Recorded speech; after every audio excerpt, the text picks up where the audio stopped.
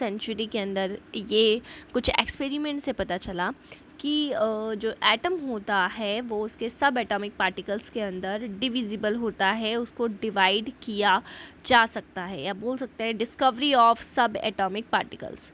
सब atomic particles की discovery कैसे हुई, ठीक है। उसमें आते हैं इलेक्ट्रॉन, प्रोटॉन एंड न्यूट्रॉन। सबसे फर्स्ट हम देखेंगे यहाँ पर डिस्कवरी ऑफ इलेक्ट्रॉन।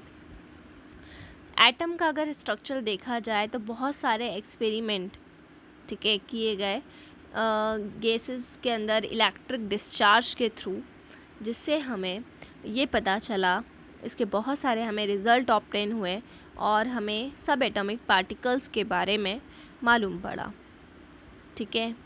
हमें एक चीज़ अपने माइंड में क्लियर रखनी पड़ेगी कि चार्ज पार्टिकल्स का बिहेवियर क्या होता है, तभी हम इस एक्सपेरिमेंट को समझ पाएंगे।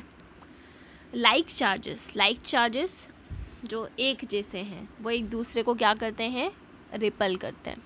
पॉजिटिव को रिपल करेगा, नेगेटिव को रिपल करेगा। तो लाइक चार्जेस जो भी रहेंगे वो एक दूसरे को रिपल करने का काम करेंगे। अनलाइक चार्जेस जो एक जैसे नहीं हैं उन्हें हम कहेंगे अनलाइक चार्जेस। अनलाइक चार्जेस जो होंगे वो एक दूसरे को अट्रैक्ट करते हैं। Opposite charges always attract to each other, हमेशा एक दूसरे को अट्रैक्ट करेंगे। Like that positive charge negative charge को अट्रैक्ट कर रहा है, नेगेटिव पॉजिटिव को अट्रैक्ट कर रहा है। तो unlike charges always attract each other, ठीक है। Now we have to discuss the discovery of electron, हमारा first fundamental particle. Keep in mind atoms के 3 फंडामेंटल पार्टिकल्स होते हैं, इलेक्ट्रॉन, प्रोटॉन एंड न्यूट्रॉन। सबसे फर्स्ट हम पढ़ रहे हैं डिस्कवरी ऑफ इलेक्ट्रॉन। इलेक्ट्रॉन की डिस्कवरी कैसे हुई, फर्स्ट फंडामेंटल पार्टिकल्स कैसे आया, ठीक है, किसने किया, सबसे पहले तो ये डिस्कस करते हैं। 1830 में माइकल फेराडे, बहुत फेमस नाम है, कई बार सुना होगा, ठीक है। इन्होंने, माइकल फेराडे ने शो किया कि जब भी हम क्या करेंगे, कोई इलेक्ट्रोलाइट का सोल्यूशन लेंगे, ठीक है। इलेक्ट्रोलाइट में विच मीन्स, इलेक्ट्रोलाइट मीन्स जिनकी मॉल्टन स्टेट में हम करंट पास कर सकते हैं, उनको हम कहते हैं इलेक्ट्रोलाइट या इलेक्ट्रोलाइटिक कंडक्टर। तो हमने सॉल्यूशन लिया इलेक्ट्रोलाइट का, तो डेफिनेटली इलेक्ट्रोलाइटिक सॉल्यूशन है, इनमें से हम इलेक्ट्रिसिटी पास कर सकते हैं। जब भी हम क्या करेंगे, इलेक्ट्रोलाइटिक सॉल्यूशन में इलेक्ट्रिसिटी को पास करेंगे, केमिकल रिएक्शंस होंगी इलेक्ट्रोड्स के ऊपर, ठीक है। क्या होंगी, केमिकल रिएक्शंस होंगी इलेक्ट्रोड्स के ऊपर, जिसकी वजह से क्या होगा, लिब्रेशन होगा और डिपोजिशन होगा, किसका, मैटर का। Liberation and deposition of matter at the electrodes, ठीक है। लिबरेट भी होंगे और डिपोजिशन भी होगा मैटर के ऊपर, इलेक्ट्रोड्स के ऊपर।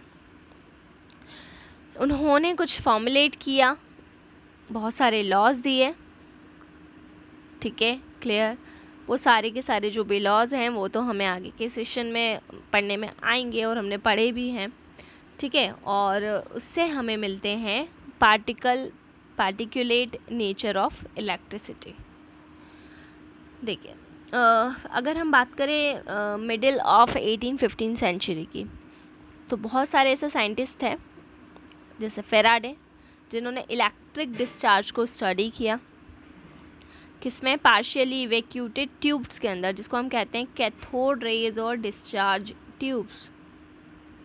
जैसे कि आपको यहाँ पे एक 2.1 डायग्राम दिखाई दे रहा है, कैथोड रे डिस्चार्ज ट्यूब, ये पूरी हमारी कैथोड रे की डिस्चार्ज ट्यूब होती है, क्लियर।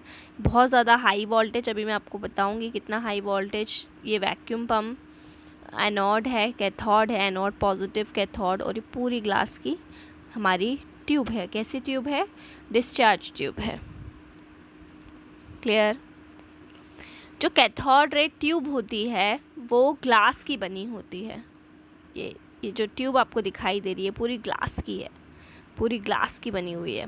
और इस ट्यूब के अंदर 2 थीन पीसेस ऑफ मेटल होते हैं, जैसे कि आपको दिखाई दे रहा है एनोड है और कैथोड है। ये थीन पीसेस हैं किसके, मेटल के, जिसमें एक को हम एनोड कहते हैं और दूसरे को हम क्या कहते हैं, कैथोड कहते हैं, और उनको हम क्या कर रहे हैं, सील कर रहे हैं। ठीक है, क्लियर। जो इलेक्ट्रिक डिस्चार्ज है गैसेस के थ्रू वो लो प्रेशर्स के ऊपर ही ऑब्ज़र्व किया जा सकता है और बहुत हाई वोल्टेज पे, मतलब कंडीशन ये हो जाएगी कि जो भी गैस हम इसके अंदर फिलअप करेंगे, ठीक है, तो उसको जब अभी हम ऑब्ज़र्व कर सकते हैं जब उसका वोल्टेज हाई हो, मतलब हम उसको बहुत ज़्यादा इलेक्ट्रिसिटी दे रहे हैं और उसका प्रेशर क्या हो, उसका प्रेशर कम हो। तो वैक्यूम पम्प हम क्यों लगा रहे हैं, उसके प्रेशर को कम करने के लिए या मेंटेन करने के लिए।